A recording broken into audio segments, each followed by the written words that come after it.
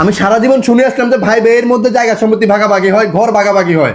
এ প্রথম স্বামী স্ত্রী এক ঘরে এবং কি এক ছাদের নিচে থাকা সত্ত্বেও সবকিছু ভাগাভাগি করতে হইতেছে।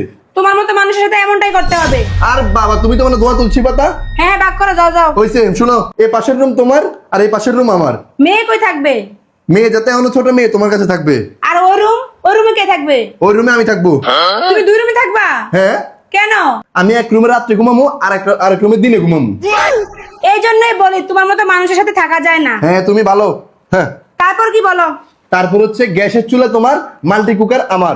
অসম্ভব, মাল্টি কুকার আমার, আমি গ্যাসের চুলা নিব না। অসম্ভব কথাবার্তা, আমি রান্না বান্না বেশি করতে পারি না, এই জন্য মাল্টি কুকার আমার। মাল্টি কুকারের মধ্যে খুব অল্প সময়ের মধ্যে শর্টকাটে আমি যে কোনো খাবার রান্না করতে পারবো, তাও আবার অল্প তেল দিয়ে। আমি মাল্টি কুকারের মধ্যে রান্না করবো, গ্যাসের চুলা তোমার। অসম্ভব কথা, তুমি আরামে রান্না করবা আর আমি গ্যাসের মধ্যে আগুনে হাত পুড়ে রান্না করতাম? পারবো না। কি পারবে না মানে? মাল্টি অবশ্যই কুকার পারবে। আমার, না, এই মাল্টি কুকার আমার। মাল্টি কুকার আমার বলছি না, তুমি গ্যাসের চুলে রান্না করবা। ঠিক আছে, তারপরে কি বলো? তারপর হচ্ছে আমার বেতন যা আসবে ওই পুরোটা বেতন আমি রেখে দিব, ওইখান থেকে তোমার 5,000 টাকা দিব। ওই 5,000 টাকা দিয়ে তোমার চলতে হবে। কেন? সবকিছু সমান সমান ভাগ হবে, টাকার ক্ষেত্রে অর্ধেক কেন? কারণ তুমি যদি আমার বেতনের অর্ধেক অর্ধেক কিংবা পুরোটা বেতন নিতে চাইতা, নেওয়ার অধিকার থাকতো তোমার, তাহলে তুমি অবশ্যই কিন্তু আমার সব কাজে হেল্প করতা। কারণ তুমি আমার বউ, এই যে তুমি আমার সাথে ভাগাভাগি করতেছো, তো তুমি তো আমার বউয়ের পর্যায়ে পড়োই না, অথচ তুমি আমার ঘরে থাকতেছো, আমার জিনিসের উপরে তুমি ভাগাভাগি করতেছো। এটা কি?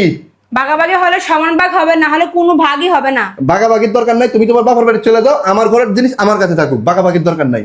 তোমার কাছে আমি দয়া করছিলাম, তোমার উপর বুঝতে পারছি, তুমি আমাকে বাবার বাড়িতে পাঠাইয়া দ্বিতীয় বিয়ে করে ঘরে বউ আনতেন।